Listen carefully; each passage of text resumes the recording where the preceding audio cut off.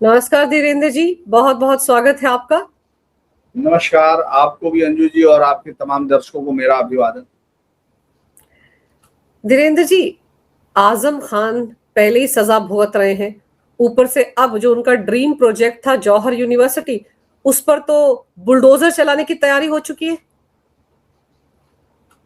दरअसल आजम खान अपने कुकर्मों की सजा भुगत रहे हैं, अगर ये सीधा कहे, क्योंकि जिस तरह से आजम खान ने एक जमाने में उत्तर प्रदेश को अपने एक निजी रियासत के तौर पर चलाने की कोशिश की थी। दरअसल सत्ता के नशे में ये आदमी भूल जाता है कि ये सत्ता जो है चलायमान है। आज तुम्हारे पास है, कल किसी के पास जाएगी, आगे किसी और के पास से तुम्हारे पास तक आई थी, लेकिन वो बार बार वही गलती करता है। और आजम खान तो एरोगेंस की उस इमारत पर बैठे हुए थे कि वो मुलायम सिंह को कुछ नहीं समझते थे, बाद में अखिलेश को कुछ नहीं समझते, तो एक एक करके वो घिरते चले गए। जब आप ताकत में होते हो तो आप एक एक करके ऐसा काम करते चले जाते हो कि आपको कहीं ना कहीं फंसना होता है। और आजम खान ने तो, दरअसल आजम खान के अंदर एक बचपन से ही एक बड़ा सपना था, बड़ा सपना उसने पाला हुआ था कि मैं रामपुर के नवाबों का नाम मिटा दूंगा। तो इसके लिए उसने रामपुर के नवाबों का नाम मिटाने के लिए पहले रामपुर की जो विरासतें थी, वैसे तो मैं उन विरासतों को बहुत ज्यादा वो नहीं करता हूं, क्योंकि ये रामपुर में दंगे हुए, रामपुर में मुस्लिम एक्सट्रीमिज्म का सबसे बड़ा इलाका था, रामपुर वो था जहां हिंदुओं को खुलेआम धमकी दी जाती थी, ये सब चीजें रही। और आजादी से पहले भी जो पाकिस्तान जाने वालों के लिए वोट बैंक का जो वोटिंग था, उसमें सबसे ज्यादा वही उन्हीं लोगों से 90% लोग पाकिस्तान बनवाने वाले थे। लेकिन फिर भी वो उसके बाद हिंदुस्तान में रह गया, तो आपके पास जो विरासतें उस शहर की थी वो थी, प्राचीन थी। इस आदमी ने जानबूझ के रामपुर गेट तुड़वाए, उसकी बजाय फिर दूसरे गेट बनवाए। और आखिर में इसने कहा कि रामपुर की लिगेसी क्या होगी, इसने कहा कि रामपुर की लिगेसी होगी कि मैं जो बनवाऊंगा, जो नवाब है उनका नाम मिटा दूंगा। इसीलिए इस आदमी ने क्या किया, इसने मोहम्मद अली जौहर यूनिवर्सिटी बनाई। मोहम्मद अली जौहर का नाम भी ऐसा ही है, उसको इस देश के गंगा जमनी तहजीब वालों ने अपने सर पे चढ़ा के रखा, जबकि ये आदमी था कि जो ये कहता था कि कोई भी आदमी, एक बुरा मुसलमान भी, मतलब घटिया से घटिया वाला भी महात्मा गांधी से बेहतर होगा, मतलब वो जन्नत जाएगा, ये नहीं। वो तमाम लोगों को इस देश में जिस नशे में रखा वही नाम था। लेकिन चलिए, अब उसके बाद क्या होता है कि इन्होंने मोहम्मद अली जौहर यूनिवर्सिटी बनाने की कोशिश की। इन्होंने कहा साहब एक यूनिवर्सिटी ऐसी बना देंगे जो बिल्कुल वो होगा। अब ये इसमें इन्होंने 40 बिल्डिंगें तैयार कर दी। इससे पहले इन्होंने 40 बिल्डिंगें तैयार की, उनमें से चूंकि ताकत अपनी थी, ये आदमी शहरी विकास मंत्री था। आप ये सोचिए कि उस समय इसकी ताकत इतनी थी कि जो भाई कुंभ में आपका क्या लेना देना, आपको हिंदू, आप अपनी किताब में पढ़ते हो कि हिंदू तो जो है नजस है, वो जो है इस लायक भी नहीं है कि वो इंसान हो। इसके बाद आप ये पढ़ते हो उनकी पूजा पद्धति, मतलब एक रेपिस्ट, जो मतलब आप सोचिए माँ बहन किसी रिश्ते की भी तौहीन करने वाला आदमी वो जन्नत में चला जाएगा, लेकिन एक अच्छा हिंदू वो जन्नत नहीं जाएगा। ये इनके बाकायदा किताबों में लिखा हुआ। तो ऐसे आदमी को आपने कुंभ का इंचार्ज बना दिया, जो आदमी भारत माँ को गाली दे चुका ऑन रिकॉर्ड, जो महिलाओं के लिए मतलब उनके अंग वस्त्रों पर टिप्पणी करता, अपनी पार्टी के सांसद, इतना गिरा हुआ आदमी, वो जो उसको आपने इतना बड़ा ऊंचा बना दिया उठा के। अब ये क्या करता है कि अब उसके बाद जौहर यूनिवर्सिटी के लिए, ये एक सिंगन खेड़ा वहां गांव है, वहां इसने सारा अपने जो मन किया सरकार से बना। जब ये बना तब भी 2000 करोड़ के करीब की यूनिवर्सिटीज बताई गई थी। आप ये सोचिए कि 2000 करोड़ की यूनिवर्सिटी होगी, और 2005 को इसकी नींव रखी, तब मुलायम सिंह मुख्यमंत्री हुआ करते थे। 26 किसानों से 35 बीघा जमीन जूता चप्पल मार के खरीद ली एक तरह से। उनपे क्या आरोप, उनको जो नहीं दे रहा था उसको सीधा जेल भेज देते थे कि साहब ये सरिया चुराया, इसने सीमेंट चुराया, इनने फला चुराया। इसीलिए ये कहते हैं ना कर्मों का हिसाब होता है। फिर इसको बकरी चोरी में, ये भी खुद बकरी चोरी में गया। भाई इसके खिलाफ इतने मुकदमे हैं जो लब लिखे गए, उसमें सबने लिखवाया, जो इसने किया वो उन्होंने किया। इसमें 25 कोर्सों में पढ़ाई हो रही थी 2017 तक, और 58 अलग अलग आलीशान इमारतें जो लेबर मिनिस्ट्री थी उसी ने कहा था कि 2000 करोड़ की है। इससे जो अगर हम लोग देखें, अब खेल शुरू होगा कि इतने करोड़ का नुकसान होगा, क्या होगा। लेकिन आप ये सोचिए कि इसने किसी जनता के लिए नहीं, पैसा जनता का था, लेकिन ये अपने लिए तैयार कर, ये आदमी अगर आप देखेंगे इसका चांसलर खुद था Azam Khan, vice chancellor doctor Zahiruddin बना दिया, प्रो वाइस चांसलर इसकी बीवी डॉक्टर तंजीम फातिमा, और प्रो चांसलर कौन है, वो अब्दुल्ला आजम इसका बेटा, और सेक्रेटरी अदीम आजम खान। मतलब पूरे खानदान का था, पैसा सरकार का, लूट उसकी, और पैसा क्या है कि सब आने वाली पीढ़ियों तक इसने, मैंने कहा ना कि ये एक फ्रस्ट्रेशन थी, क्योंकि मैं चूंकि चुनाव सब कवर कर चुका, कई बार जा चुका, तो वहां मैंने देखा कि इसके अंदर एक उनसे अलग होने की, उनके ऊपर उनको नीचा दिखाने की, नवाबों को याद होगा, वो नवाब भी फिर बाद में मजाक बनाते थे उसका, जब नवाब लड़ रहा था उसका बेटा चुनाव, मुझे याद है 2022 का है, 2017 के चुनाव में जब मैं गया था, तो वो हंसता हुआ कहता है कि हमारे यहाँ घुड़सवार में जो अस्तबल होता है उसकी जिम्मेदारी थी इसकी, तो इसे वो भी इसको हंसते थे, और वो ये फिर, लेकिन इसने उनका नाम निपटाने के लिए जबरदस्त तरीके से ये सब खेल किया था। अब चूंकि मुझे याद है, वो तो मेरे पास जब मैं रिपोर्टर था, एक आदमी बाकायदा सुप्रीम कोर्ट से वो बेचारे केस हारे हुए थे, क्योंकि वो तमाम उनकी पूरी संपत्ति इसने अपने नाम मतलब करा ली, खरीद ली, जबरदस्ती किया, और वो लोग चूंकि भाई सरकार इनकी थी, वो मेरे पास भी आए, तो मैंने हाथ जोड़ लिया, मुझे मालूम नहीं वो बेचारे हैं या नहीं, उनकी माता जी शायद उस समय थी, तो वो पूरा कागज लाए, उन्होंने दिखाया, कह रहा कि अब हम बताइए हम क्या करें, सिस्टम सरकार एजी वेजी सब आगे रख ही नहीं रहे, और चूंकि अब केस तो सरकार को लड़ना है, तो वो मजबूरी में मैं कुछ नहीं कर पाया। मैंने कहा भाई देखो, सुप्रीम कोर्ट ने जो फैसला कर दिया उसमें तो कोई पत्रकार कुछ कर नहीं सकता। तो ये हमारे पास ये एकदम चैनल का, आपको मालूम है कि चैनल का एकदम क्लियर गाइडलाइन होता है कि कोर्ट में और उसके खिलाफ आपको कुछ नहीं करना, तो हम लोगों ने जाने दिया। लेकिन मुझे मालूम है कि इस तरह के सैकड़ों लोगों को इन्होंने बर्बाद कर दिया, सिर्फ इसलिए क्योंकि वो या तो इनकी मान नहीं रहे थे, या इनको वो जमीनें औने पौने दामों पर नहीं दे रहे। तो मुझे लगता है कि ये 1500 बीघे की जो यूनिवर्सिटी बनी हुई थी, ये जैसे ही योगी आदित्यनाथ आए, इसका बुरा दिन शुरू हो गया, और अब जो है आजम खान पे 90 मुकदमे हैं, 30 तो अकेले जौहर यूनिवर्सिटी से जुड़े हुए। जो जमीनें खरीदी गई, हर एक जमीन पर, इसकी ज्यादातर जमीनों पर मुकदमेबाजी आज तक जारी है। 7 साल से सिर्फ मुकदमेबाजी हो रही। 26 किसानों ने पहले इस पे दर्ज कराया कि साहब हमसे 35 बीघा जमीन जबरदस्ती कब्जाई, तो उस पे केस चल रहा। सरकार ने जो 170 एकड़ जमीन जो लीज पे, क्योंकि यार तब तो तुम मालिक थे, जो चाहे लिखवा लो, तुम ही थे, और ये शेर और जो विक्टिम कार्ड खेलने की आदत है, वो शेर व शायरी में आता ना, जो आप इनकी शेर व शायरी में सुनते हो कि साहब फिरौन ये होगा वो होगा, तो ये तो साहब इन्हीं की एक शायरी है कि साहब मुलजिम में तुम हो, वो भी तुम हो, अब तुम जो चाहे कर लो, याद है ना वो जो फैसला, तुम जो चाहे लिख लो, अखबार तुम्हारा, नाटक तुम्हारा। तो ये सब इनके लिटरेचर में भी मैं देखता हूँ कि एक अजीब किस्म की विक्टिम कार्ड जो है हमेशा मौजूद रहता है। तो वो इसका आजम खान का था। उस समय ये लीज पे अपने आप इनने 170 एकड़ जमीन ले ली, और उसके बाद फिर करोड़ों की मशीनों की, सफाई मशीनें जो थी उनको ही मिट्टी में दबवा दिया यूनिवर्सिटी की। तो एक के बाद एक वो यूनिवर्सिटी सिर्फ अपराधों की खान में थी। आईटी का इस पे छापा पड़ा था, जो जांच हुई थी, तो 60 करोड़ रुपए का नाटक किया, 800 करोड़ रुपए का खर्च के बाद थी टैक्स की चोरी का। जो आलियागंज के 22 किसानों के 22 केस है इनके पास जमीनों के कब्जे के, उसमें आजम पे, इसकी पत्नी पे, बेटे पे 13 आरोप तय है, 13 लोगों पे। तो ये लगातार अगर हम देखेंगे तो ये कंटिन्यू, ये यूनिवर्सिटी उसमें रही है विवादों में। अब क्या हुआ है कि चूंकि इस यूनिवर्सिटी की जो इमारतें हैं उनका नक्शा पास नहीं किया, उन्होंने पहले भी इनको नोटिस दिया था। अब वो जो सुनवाई में प्रेजेंट होना था, उनके वकील जो भी आया, उसके बाद उन्होंने कहा भाई वो आप बता नहीं पाए कि इनके नक्शे वक्शे कहाँ हैं, तो लिहाजा जो नियम है वो उन्होंने डीएम ने कह दिया कि भाई अब सीधी सी बात है, सुनवाई होगी, तुम्हारे मैनेजमेंट की दलील गई खाक, अब ये जो है 2 का नक्शा पास है तो 2 बच जाएंगी, 38 जो है उसके बाद उड़ जाएंगी। अगर आपको 15 दिन का टाइम दिया जाता है, आप या तो उसको उड़ा लो, जो संस्था को टाइम मिलता है, या तो खुद से हटा दो, नहीं हुआ तो आरडीएस को हटाएगा, रामपुर डेवलपमेंट अथॉरिटी हटाएगी, और नहीं तो वो हटाएगी भी और आपको पैसा देना पड़ेगा, जितना पैसा खर्च होगा। तो ये अब आज है, उसको उसकी सजा मिल रही है। पर धीरेन्द्र जी, जैसे आपने कहा ना 30 केसेस इसकी जमीन के हैं, और जिनसे जमीन ली गई है वो भी तो मुसलमान है। आप याद कीजिए, सारे के सारे वो इन्हीं की जमात के लोग हैं जिनकी जमीनों पर इन्होंने कब्जा किया।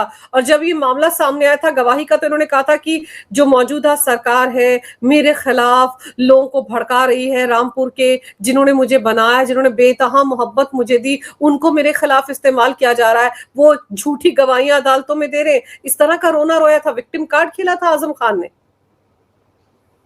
देखिए, ये तो पॉलिटिशियंस की फितरत में होता है, जब वो पकड़े जाते हैं तो उनको सब ये सब चीजें दिखती हैं। और दूसरा ये है कि कभी भी आप देखिए, ये कोई नई चीज नहीं है। हमेशा याद रखिए, हम लोगों ने अपनी क्राइम की जो रिपोर्टिंग के दौरान भी ये एकदम बिल्कुल एकदम ध्रुव सत्य होता है। जो जितने आपको जातिवादी माफिया दिखेंगे, जो धर्म के नाम पर रहेंगे, उनके सबसे पहले शिकार उनके लोग होते हैं। ये हमेशा होता है, क्योंकि चैलेंज कौन करेगा? उन्हीं का करेंगे। अब इनके आसपास गांव में इन्हीं के आसपास की जमीनें होंगी तो ये उन्हीं को लेंगे। बाहर जाएंगे तो वो तो 50 आपको मुकदमेबाजी करेगा, ठोकेगा। इसमें क्या है कि जमीन उनकी है तो लेनी भी तो उन्हीं से पड़ेगी। जैसे वो जो सज्जन आए थे, उनकी मैं समझ नहीं पा रहा, उनका बहुत ही बड़ा, उनकी मदर टीचर थी, उनके फादर भी, और वो बेचारे ऐसे ही मरे, दर्द में मरे कि हमारी जमीन चली गई उनकी। मतलब वो भी मुस्लिम थे, तो इन्हीं के लोग थे। तो ये सब चीजें होता क्या है कि देखिए, ये पॉलिटिशियन, शार्प पॉलिटिशियंस इसी तरह खेलते हैं। अगर हम आपको देखें, शार्प पॉलिटिशियंस का ये पहला काम होता है कि वो धर्म या जाति का ऐसा मिक्सिंग करते हैं। और वहां तो बहुत पहले किसी ने कहा था कि भाई, मैं बल्कि उसमें पढ़ भी रहा था, जो अपने वीएस नायपाल, जब वो मिलियंस म्यूटिनीज में कहते हैं कि भाई वो जो है, यहाँ इस पे वोट थोड़े ही मिलते हैं कि विकास की कहानी क्या होगी। यहाँ तो इसमें मिलते हैं कि वो मस्जिद का वो जो बल्ब किसने ठीक कराया, मस्जिद में जो है 4 दरिया किसने दान कर दी, मस्जिद में किसी ने भोंपू पे नया वो लगा दिया, किसने, वो सब मिलता है। तो ये जानते हैं, ये नब जानते हैं, ये भारत को गाली दे के इतना खुश होता था। भाई, जो भारत माँ को इतनी घटिया गाली दे सकता है, उसके बावजूद वो चुनाव जीत रहा है, तो आप ये समझ सकते हैं कि वो ये अच्छी मेंटेलिटी जानता है। और मजेदार बात यह है, आप जो कह रहे हैं कि वो इन्हीं के लोग थे, तो वो इनके लोग नहीं होते। जो कौम के खिलाफ खड़ा हो गया वो इनका लोग कैसे होगा? क्योंकि इनके लोग, अगर आप जो समझ रही हैं कि इनके लोगों का इससे फर्क पड़ता, तो ये चुनाव हारना चाहिए था। हारा थोड़ा ही है, उसका बेटा चुनाव थोड़ी ही आ रहा है भाई। वो तो कानून के साथ अयोग्य ठहराया गया, वो तो जीता दूसरी बार। तो इसीलिए ये कहना कि इनके लोग फला लोग, वो उनसे कोई नाराजगी नहीं होती। जो इनके साथ खड़े होते हैं वही इनकी कौम के लोग होते हैं। जो खिलाफ खड़े, वो तो काफिर है, वो तो दूसरे हैं, वो तो क्या मतलब है, वो तो उनके साथ मिल गया। तभी तो इतने बड़े कौम के रहबर के खिलाफ मुकदमा चलाने की हिम्मत कर रहा, नहीं तो माफी मांग के अलग हो जाता। क्या हुआ? जमीन ही तो गई है, क्या बात हुई? जान तो बची हुई है। वरना अगर आजम खान साहब जान ले लेते तो आजम यही तो कहता था कि भाई, ये नवाबों के नौकर नहीं है हम, वो तो क्या क्या करते थे हमारे साथ, तो ये भी नए नवाब है। अभी तो ये बोलते थे अपने आपस की बातचीत में, आप इसके लोगों से बात करेंगे तो बता देंगे वो क्या करते थे। भाई, रामपुर का नवाब कौन है? अब तो आजम खान है, वो होंगे कोई और होंगे, तो नवाब है, सब नवाब है, उसने जो कर लिया वही है। नवाब है, लेकिन यहाँ योगी के सामने तो अब जमींदोज होने वाली है। पूरी की पूरी यूनिवर्सिटी बुलडोजर चलेगा। लेकिन ये जो अखिलेश यादव है, आजकल नए नए जिसे कहते हैं राम भक्त बने हुए हैं। किस तरह से आप उनकी तस्वीरें देखो, कितना रोना रो रहे हैं कि अरे, राम मंदिर के चढ़ावे में चोरी हो गई, कितना बड़ा पाप हो गया। अभी मुक्तेश्वर के साथ मिल रहे हैं। वो तो जौहर यूनिवर्सिटी जब जमींदोज होगी तब तो वो भी बहुत रोएंगे। हालांकि उन्होंने बहुत पहले किनारा तो कर ही लिया है ना, लेकिन वोट बैंक के चलते कहीं कहीं कुछ कुछ कोशिश करते हैं दिखने की कि वो अभी भी आजम खान के साथ है। देखिए, पिछले चुनाव में ये साबित हो गया था। वैसे भी मैं इस बात को समझता हूं कि मुस्लिम वोटर बहुत ही बड़े तरीके से बार्गेनिंग करने वाला वोटर है। वो वोट बैंक किस लिए है? बैंक क्यों वर्ड इस्तेमाल होता है? बैंक इसलिए होता है कि जहां आप जमा कर सकते हैं और निकाल सकते हैं, सीधी सी बात। तो मुस्लिम वोट बैंक का वर्ड इसीलिए इस्तेमाल किया जा सकता है कि उनको एक जगह पे रखा हुआ लिया जा सकता है, एक जगह रखा जा सकता है। तो वो अच्छे से जानते हैं कि आजम खान 1 सीट का नेता होगा, 2 सीट का नेता होगा, और उनको ये भी मालूम है कि हम मुसलमान अपने अपने दम पे कितनी सीटें जिता देंगे।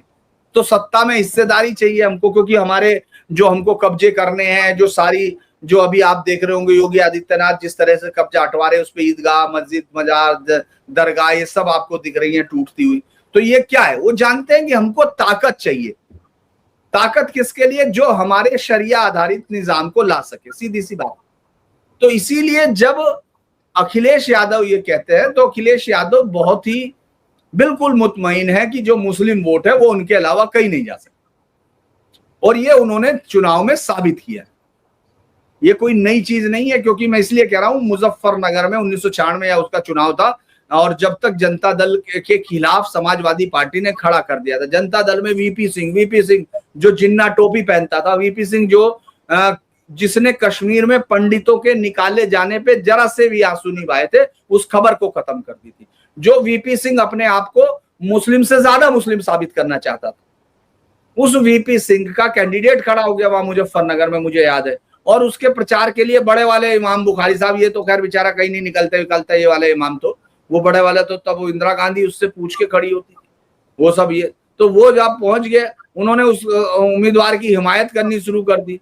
तो मुलायम सिंह के कैंडिडेट के लिए वहां के मुस्लिमों ने जूते चप्पल से मारा था, उसको भगाया था वहां से। तो ये क्लैरिटी होती है, वोट बैंक की क्लैरिटी होती है कि उनको पता है कि ये जो इमाम जिसका लिए कह रहा है ये जीत ही नहीं सकता, ये हमको क्या जिताएगा। तो उन्होंने मुलायम सिंह के कैंडिडेट के लिए जूतों से मारा। तो आप ये समझिए कि ये जो हमले होते हैं, ये सारी चीजें होती हैं। जो अखिलेश कह रहे हैं वो बहुत अच्छे से इस बात को समझते हैं, मुस्लिम माइंडसेट को समझते हैं, और ये अच्छी पॉलिटिक्स भी होती है उनके हिसाब से। मैं ये नहीं कह रहा कि भाई मैं इसको एक अच्छी पॉलिटिक्स कह रहा हूं, लेकिन उनके हिसाब से बता रहा हूं, क्योंकि वो जानते हैं आजम के लोग भी तुरंत छोड़ के आ जाएंगे। यार अगर आजम में ताकत होती तो मुलायम सिंह का आदमी क्यों वो वहां से रामपुर से जिता दिया मोहिबुल्लाह नदवी को।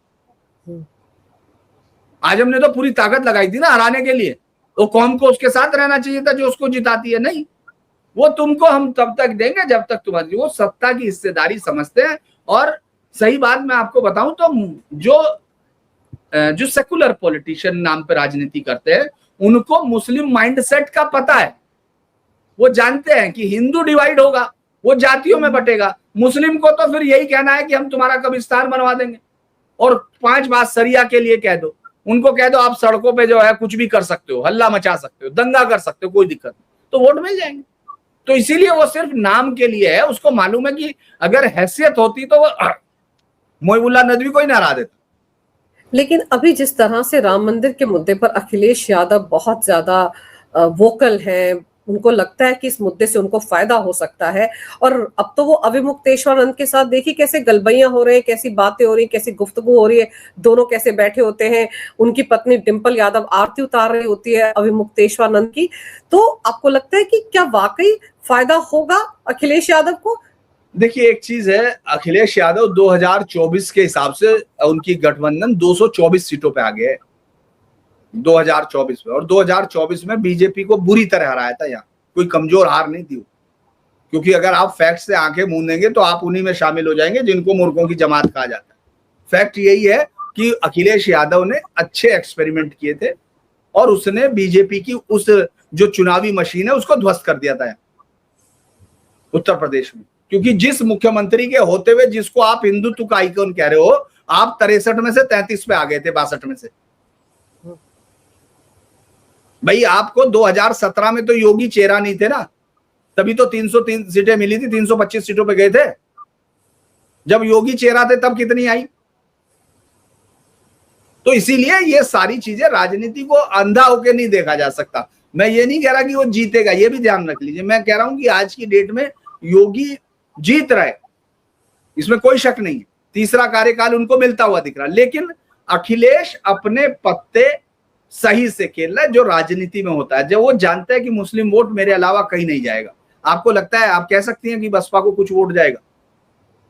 मुझे लगता है कि ये जो आएगा सदुद्दीन ओवैसी, ये भी तो दाव खेल रहा है ना, ये तो कह रहे हैं कोई नहीं आएगा। वो पिछला चुनाव भी देखा जा चुका। जनरली मैं ये कह रहा, बाद में फैसला होगा। तो जो मैं कह रहा, आप कुछ कह सकती है, मैं कुछ कह सकता हूँ, ये तो वोट आएगी तभी बताएंगे भाई, उसी से आप पैरामीटर करेंगे। लेकिन पिछला रिकॉर्ड जो बताता है उसमें उसकी कोई हैसियत नहीं है, वो कुछ नहीं कर पाएगा। जो हाल आजम का हुआ है वही उसका है भाई। आप कितने उसको, ओवैसी को तभी मुस्लिम वोट करता है जब वो ये जान जाता है भाई को जिता सकता हूं, यानी अपने वोट को जिता सकता हूं, तब वोट करना शुरू करता है मुसलमान ऐसे वोट नहीं देता कि नहीं मैं इसको दे दूंगा और वो भले ही कोई हिंदू जीत जाएगा या बीजेपी जीत जाएगी, वो इस चक्कर में नहीं पड़ता।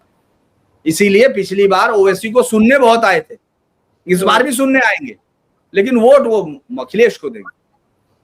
तो इसीलिए अखिलेश यादव जो ये कह रहे हैं राम वाला, उसके पीछे यही लॉजिक है। उसको मालूम है कि मुस्लिम, ये समझता है, उसको मालूम है कि मुस्लिम मुझे छोड़ के नहीं जा सकता, क्योंकि बसपा अब ताकत नहीं है, मुस्लिम को खींच नहीं सकती है बसपा तो अगर अपने 9% वोटों को बचाती है तो भी बड़ा दिलचस्प होगा।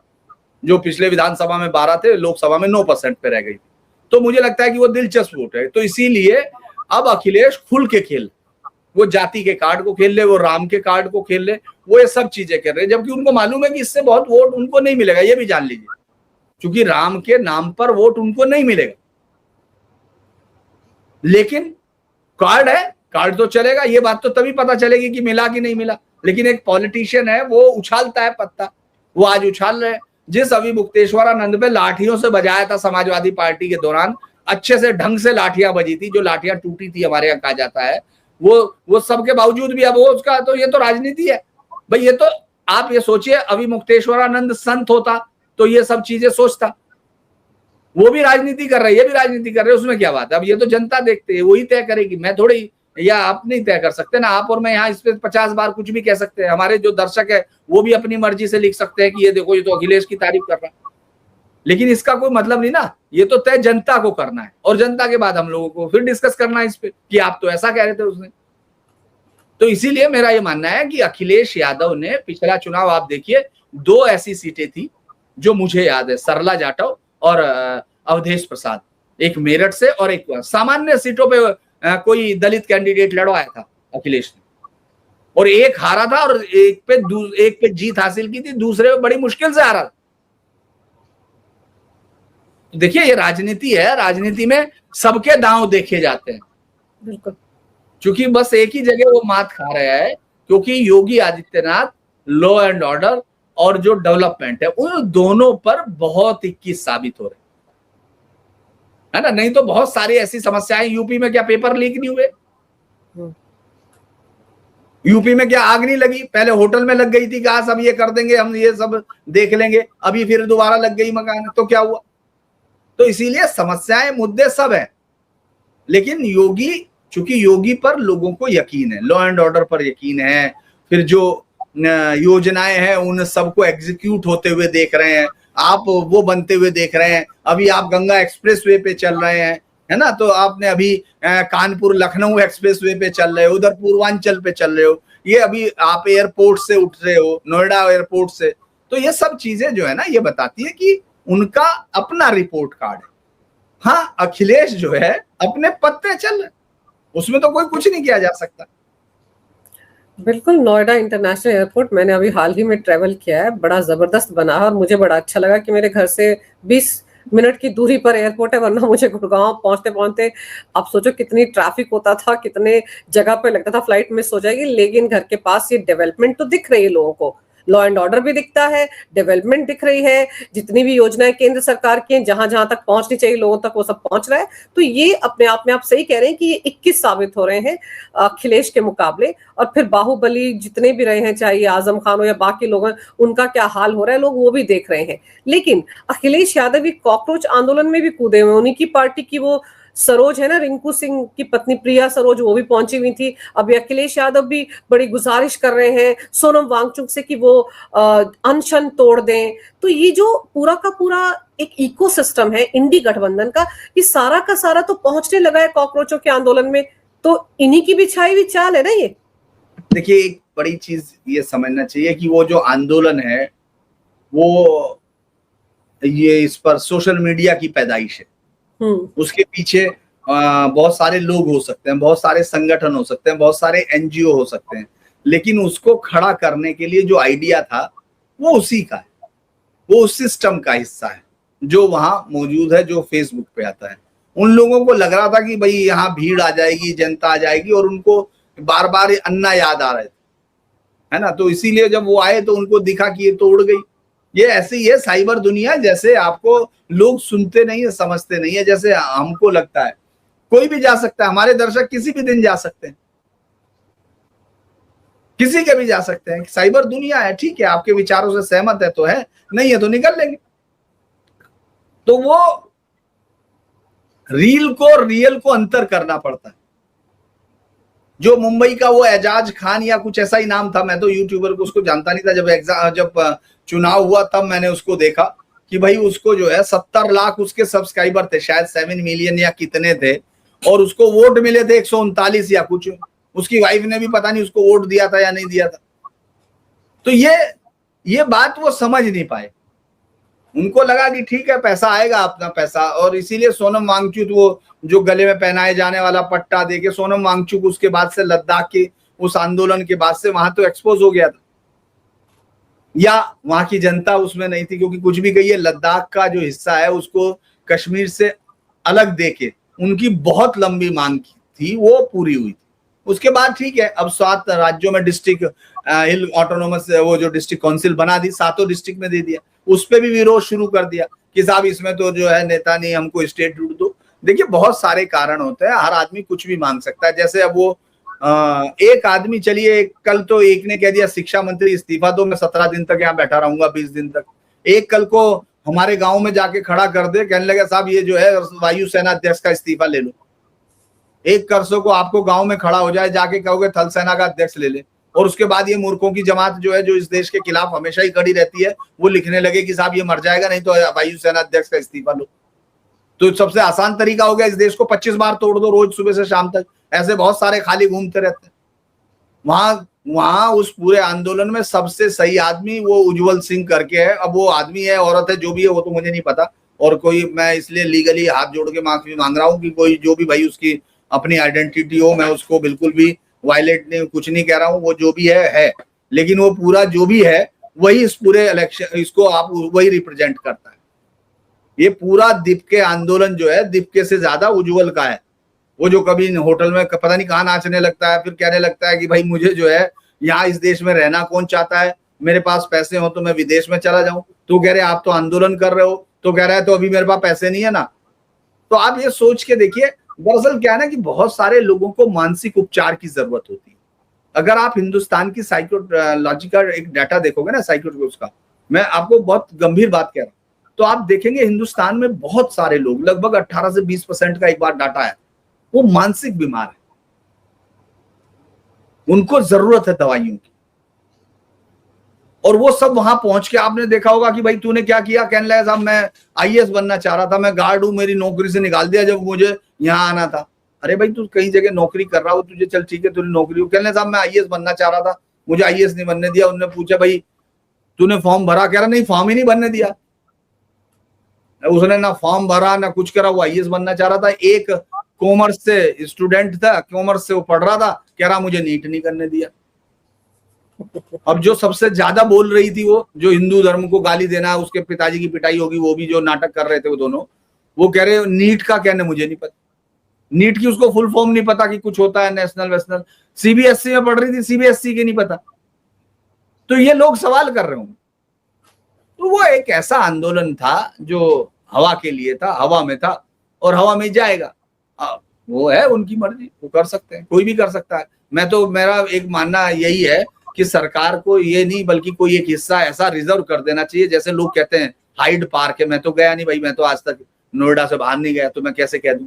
लेकिन वो जो है अगर उस पार्क में जाके कोई भी कुछ भी बोलता है, मेरे दोस्त जो वहां गए वो बता रहे थे कि वो वहां 1000 आदमी अलग अलग जगह पर अकेला अकेला भी कुछ कुछ बोलता रहता है, सरकार को गालियां देता रहता है, कोई दुनिया को गाली देता रहता है, किसी को रवांडा में जो मछलियों को मारा जा रहा है उस पर सवाल होता है। तो ऐसे ही यहाँ भी ऐसा कर देना चाहिए, एक में जो जिसका मन करे माइक वाइक भी लगा दो, मतलब जो आसपास आवाज जाती रहे, जो उसका मन करे अपना बोलता रहे।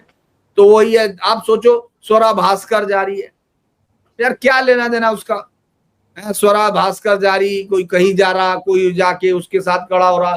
फिर जैसे ही राहुल गांधी को उन्होंने लिखा तो तुरंत वो, कल तक अशोक पांडे था एक, वो जो मतलब बहुत बड़ा आजकल वही कांग्रेस का थिंकर है, पॉलिटिकल साइंस का इतिहासकार हो गया।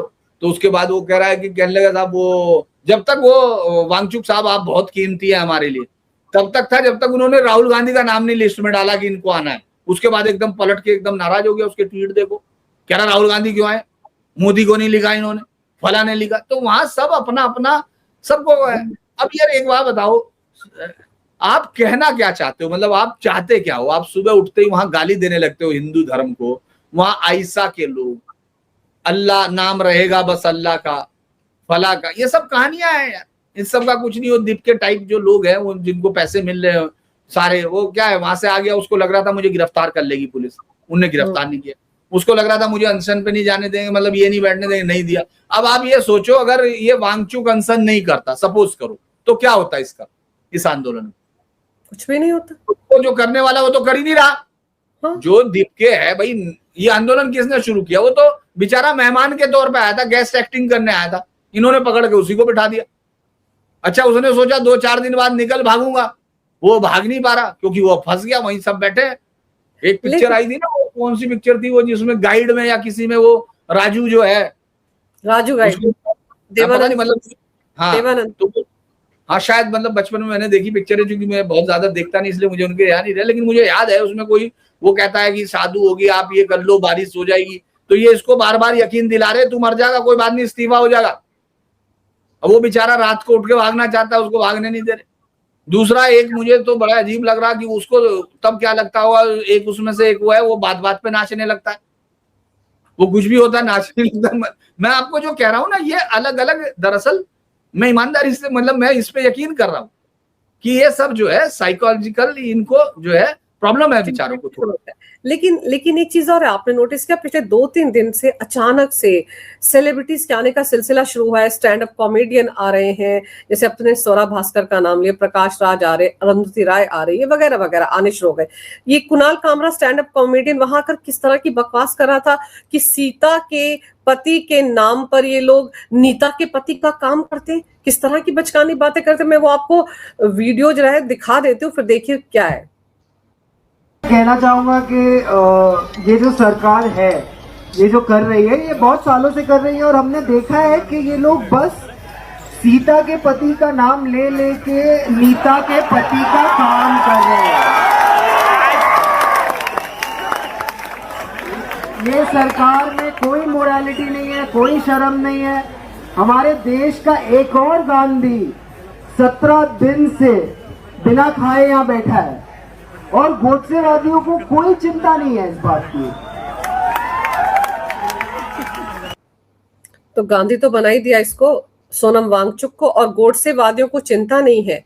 और आप सोचो कि सीता के पति का नाम लेकर नीता के पति का काम हो रहा है। ये कौन बोल रहा है? वो कुणाल कामरा, 2 टके का स्टैंड अप कॉमेडियन जो हमेशा बकवास करता है, हिंदू विरोधी क्या क्या बातें बोलता है। देखो, आपने 2 टके का बोला, अब आप वो जो है मुहिम चला देंगे कि आपने 2 टके का बोला है उसको।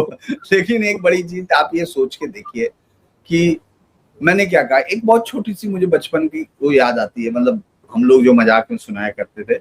एक आदमी को ये यकीन हो गया कि वो मुर्गी का दाना है, तो भाग के घर में घुसता रहता हर समय, बेड के नीचे, उसके नीचे। उसके घर वाले उसको पकड़ के साइकोलॉजिस्ट के पास ले गए कि भाई ये जो है इसको ऐसा हो गया। तो उसने उसको समझाना शुरू किया कि भाई तुम देखो, एक आदमी हो, देखो तुम्हारे 2 हाथ हैं, तुम्हारे 2 पैर हैं। उसको बाकायदा वो दिखाया कि ये देखो, ये गेहूं का दाना ये है, लेकिन उसको यकीन था कि वो मुर्गी का दाना है। वो आखिरकार डॉक्टर ने उसको 2-3-4 घंटे हो गए, कई सीटिंग के बाद डॉक्टर ने उसने कहा कि तो डॉक्टर साहब अब तय हो गया कि मैं आदमी हूं, मैं गेहूं का दाना नहीं हूं। उसने कहा हाँ भाई हाँ, तय हो गया, तुम आदमी के दाने नहीं हो, वो उसके दाना नहीं हो, तुम आदमी हो।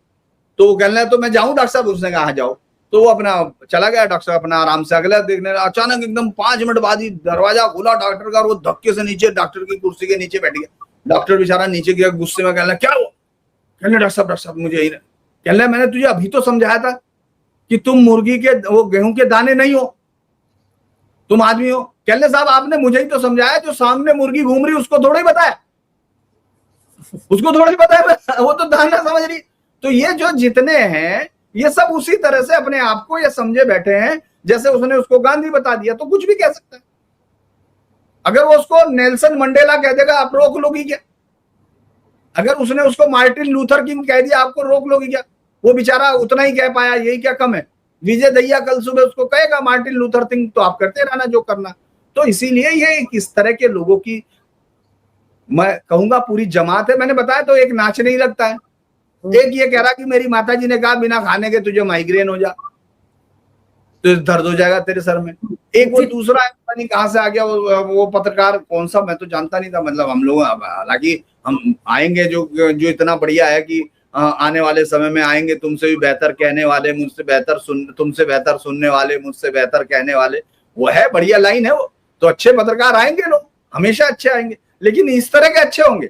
कल सुप्रीम कोर्ट ने जो एक बड़ी अच्छी टिप्पणियां की थी कि भाई अगर ये आइकॉन है तो हमको डर लग रहा है, समय अल्लाहबाद या ये सब। तो उसी तरह से अगर ये गांधी है तो डर ही लगेगा लोगों को। भाई ये कैसा गांधी है जो हिंसा करता? ये कैसा गांधी है जो कह रहा है कि अब हम लोग जो चाइनीज आएंगे तो हम उनको सीधा जाने देंगे? उसके दोस्त कह रहे, उसके किसी दोस्त की कहानी सुनाते हुए वो कहना, तो वो वही चाह रहा था ना जो मैंने आपको कहानियां सुनाई, वो जो मैं कहना चाह रहा उसी के समर्थन में सुनाई ना। तो ऐसे ये कहानी सुना रहा था। तो इसीलिए ये सब कोई बहुत ज्यादा वो नहीं है, ये सब ऐसा कहेंगे, ये सब ऐसा करेंगे। और चूंकि वो जब लोग जो है मुन्नू भंडारी का एक नॉवल है ना, वो मृत्यु भोज जो है, वो सीधा मतलब उसमें यही है। अब आप है तो लोग आएंगे, ठीक है, अपना वो उसको लग रहा है कि जिस जिसको राजनीतिक उद्देश्य, भाई संजय सिंह का जितना ज्यादा यहाँ, अरे अपनी पार्टी में देख लो यार, कांग्रेस ही आपको नहीं दिख रहा, क्योंकि उनको पता है, उनको पता है कि ये किसके खिलाफ हो सकता है, इसका खेल क्या है। भाई उनको क्या लेना देना। भाई एक बात बताओ, आम आदमी पार्टी के पास कौन सी जमा जोखो है जिससे कोई फर्क पड़ेगा इसको? यहाँ कौन उसको पूछ रहा, खत्म कहानी खत्म उसकी। दूसरा क्या है, समाजवादी पार्टी का दिल्ली में क्या लेना देना। मैंने एक बार बहुत पहले जब मैं शुरुआत में था, जर्नलिज्म में स्टडी कर रहा था, तभी मैंने एक पैकेज बनाया था कि भाई दिल्ली का समाजवादी पार्टी का क्या होगा। तो मुझे एक आदमी मिला था जो दिल्ली का अध्यक्ष था, वो कहीं टूटी हुई खाट वाट थी, उसी पे लेटा हुआ था। तो जो दिल्ली में ताकत, वो जो दिल्ली में वो यहाँ था, वही उस समय सरकार राज कर रही थी उत्तर प्रदेश में। तो इसीलिए समझने की बात है ना कि भाई कोई भी आदमी कहाँ किसका, यहाँ उनका कोई लेना देना है। अच्छा कुणाल कामरा, एक बात सोचो, यहाँ के उसको ताली मिल गई, लोगों ने हीरो मान लिया, वहां अपने घर बैठा था तो क्या करना था, फ्लाइट में पैसा है ही है उसका, यूट्यूब अच्छा सा चलता ही है, तो अपना आ गया, फ्लाइट ली, आप आके बैठ गया, अपना ताली लेगा सामने।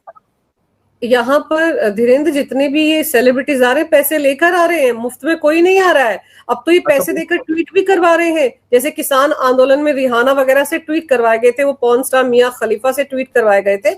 अब ये वैसे काम कर रहे हैं। लेकिन सबसे अच्छी बात ये हुई है कि जिसे कहते हैं ना कि अमित शाह ने, उनकी पुलिस ने इनको पूरी तरह से एक्सपोज कर दिया। कहां से गिड़गिड़ा रहा है ये दीपके की कोई कार्रवाई हो जाए, एक लाठी चल जाए, गिरफ्तार हो जाए, हिरासत में ले लिया जाए, लेकिन ऐसा कुछ हो ही नहीं रहा है।